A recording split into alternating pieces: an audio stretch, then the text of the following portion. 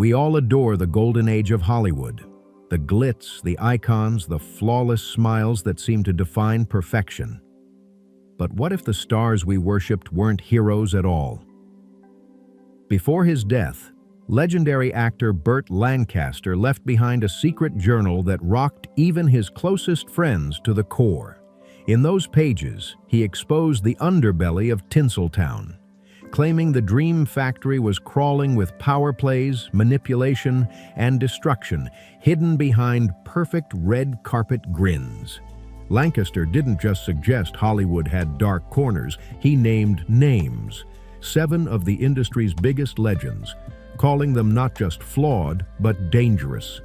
He described them as puppet masters who smiled for the cameras while ruining lives behind the curtain. And now, those secrets are finally seeing daylight. The first name on that shocking list? Kirk Douglas. To the world, Douglas was the definition of confidence. Strong jaw, steel eyes, the unstoppable hero of the silver screen. But in Lancaster's journal, he's painted as something entirely different. Lancaster claimed Douglas used his fame like a weapon, especially against young actresses desperate to survive in the industry. One disturbing story tells of Douglas firing an actress on the spot, all because she politely turned down a dinner invitation. Lancaster wrote that Douglas had no mercy when it came to protecting his own spotlight. If someone blocked his path, he wrote, he'd make sure they disappeared from Hollywood. And that wasn't all. There were whispers about Douglas using substances to manipulate scenes and people, keeping everyone else off balance while he stayed in control. On screen, he was the noble warrior. Off screen, Lancaster suggested he was something far more sinister, a man who played with power like it was a game, leaving others shaken and broken. Even years later, that shadow followed Douglas long after the applause faded. But Douglas wasn't the only one hiding behind the Hollywood illusion, not by a long shot. Next on Lancaster's list was Natalie Wood, America's sweetheart. With her soft smile and graceful charm, she was adored worldwide. But in Lancaster's eyes, that sweetness was her most dangerous weapon. He described Natalie as a master manipulator, a woman who could twist any situation to her advantage. On one set, Lancaster claimed, when another actor began stealing her spotlight, she suddenly fainted. Everyone rushed to help, but Lancaster insisted she faked the entire episode just to get that actor fired. To the public, Natalie was a tragic figure, a victim of Hollywood's cruel world, and her mysterious death only deepened that image. But according to Lancaster's private notes, her story might not have been pure tragedy. He hinted it could have been payback for years of secret schemes and double games. He wrote that Natalie left behind a trail of lies and betrayals carefully hidden beneath beauty and innocence. To him, her real genius wasn't acting, it was deception, and she played her role until the very end. Hollywood worshipped these stars, but if Lancaster's journal is true, their fame hid a much darker reality. Everyone loved Mickey Rooney, the goofy sidekick, the quick-talking charmer who could light up a room with a single grin. But behind that famous smile, Burt Lancaster's journal told a chillingly different story. He claimed Rooney wasn't the fun-loving friend everyone saw. He was a bully, a man who got his kicks by tearing people down, even those closest to him.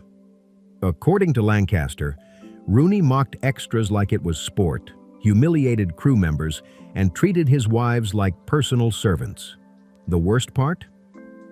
Lancaster described one horrifying day on set when Rooney slapped his wife in front of the entire crew. No hesitation, no apology, just pure arrogance.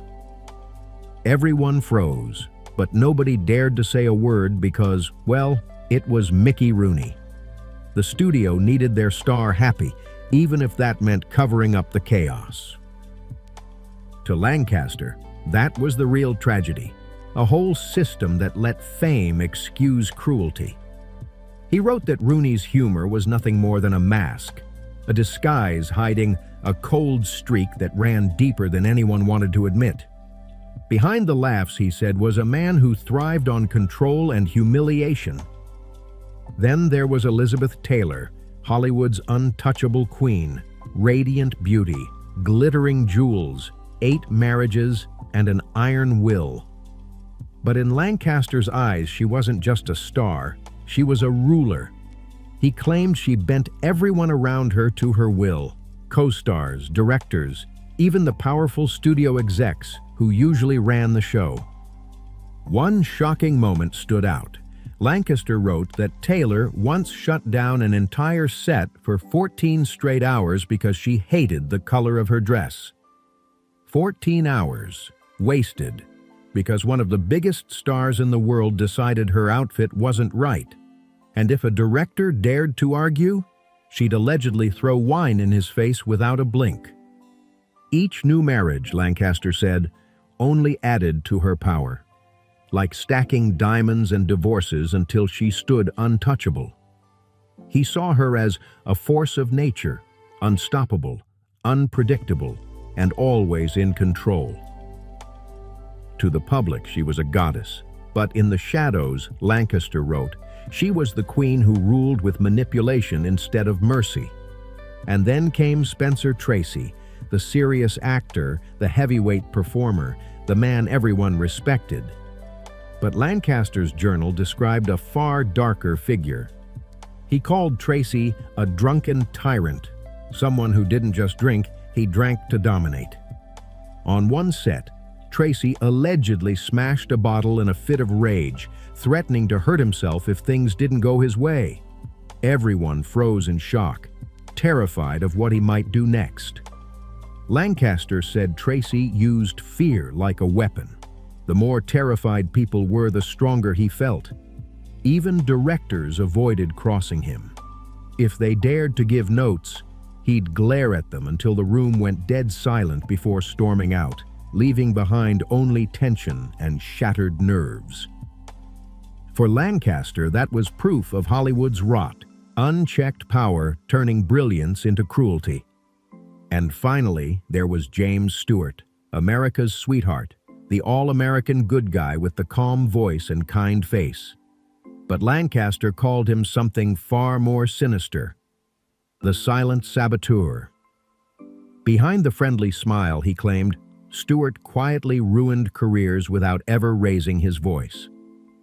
Lancaster wrote that Stewart kept notes on every mistake his co-stars made, every flubbed line, every missed cue, then handed those lists to the director. Actors lost jobs, reputations, even entire careers, never knowing why. And perhaps the darkest revelation of all, Lancaster accused Stewart of once refusing to act alongside a black co-star, blaming the script as an excuse, but making it painfully clear what his real reason was. To Lancaster, that moment revealed everything, the ugly truth hiding beneath Hollywood's polished surface. Each of these stars shined bright on camera, but behind the lights, Lancaster believed their glow came from something much darker. He didn't need to shout to destroy someone's career. James Stewart's quiet judgment did the job all on its own. Lancaster wrote that Stewart's polite, gentlemanly image wasn't natural. It was a shield, a carefully built disguise hiding a cold, strategic mind that knew exactly when and where to strike. Behind that soft-spoken charm, Lancaster saw a man who calculated every move, keeping his reputation spotless, while others paid the price. Then came Marilyn Monroe, the ultimate mystery of Hollywood.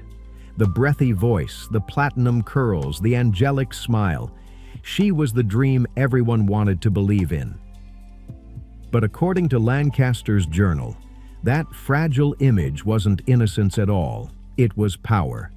He claimed Marilyn was the smartest player in the room, using her softness as her sharpest weapon. Lancaster wrote that she could make studios wait for hours, disappearing mid-scene, leaving chaos in her wake. only to stroll back in and own the room the second she appeared. On set, she could cry on command, then switch it off like flipping a light. Directors and executives didn't stand a chance. If they pushed her too far, she'd make their lives unbearable until they caved. He described her as a woman who ruled through emotion, turning drama into domination. Every scandal, every tearful interview, every trembling confession. Lancaster believed it was all part of her control. To him, Marilyn wasn't lost or broken. She was strategic, mastering the game everyone else thought she was trapped in. By the time Lancaster finished that entry, it was clear what he saw. A world where charm and beauty were weapons, not gifts. He wrote that Hollywood was a kingdom built on power plays, where kindness was often an act and fame was used to crush, not create. Kirk Douglas, he said, bulldozed anyone who dared challenge him. Ambition became his hammer. And Spencer Tracy, with his stormy temper and heavy drinking, turned fear into obedience. Co-stars whispered about nights filled with shouting, broken glass, and trembling silence. A world where fear replaced creativity and talent bowed to power. For Lancaster, that was the real story of Hollywood. Not the lights or laughter, but the quiet destruction hiding behind the applause. Elizabeth Taylor's grip on her image wasn't just confidence, it was command. Burt Lancaster saw her not as a diva, but as a ruler who used beauty, power, and fame like a sword. Her marriages weren't love stories, he wrote. They were chess moves, each one raising her status, tightening her control, and keeping everyone else dancing to her tune. Then came Natalie Wood, forever surrounded by whispers, manipulation, mystery, and a death that still haunts Hollywood. Lancaster's words hinted that her sweet, innocent act hid something much deeper. Layers of secrets and turmoil that never made it to the tabloids. To him, her charm wasn't protection. It was camouflage. And Marilyn Monroe, the symbol of vulnerability and chaos. The world saw a fragile soul, but Lancaster believed she used that softness like a shield. He thought her tears and breakdowns weren't just pain. They were power plays, perfectly timed to shift the spotlight her way. Even Mickey Rooney, the eternal prankster, couldn't hide behind his laughter forever. Lancaster suggested that behind every punchline was cruelty, that his humor was a costume designed to disguise the damage he caused to those around him. To Lancaster, the laughter wasn't joy. It was a cover-up. So, were these stars truly wicked? Or was Burt Lancaster exposing a truth no one dared to face? Maybe Hollywood's glow was just bright enough to blind us from the darkness underneath. Fame can hide a lot of ugly truths, and sometimes the most beloved icons carry the heaviest secrets. Was Lancaster warning us, or just settling old grudges? Either way, once his words surfaced, Hollywood was never the same again. Which side are you on? Drop your thoughts below. And if you love uncovering hidden Hollywood truths, make sure you like, share, and subscribe to America's Hidden Gold channel for more jaw-dropping stories from the Golden Age.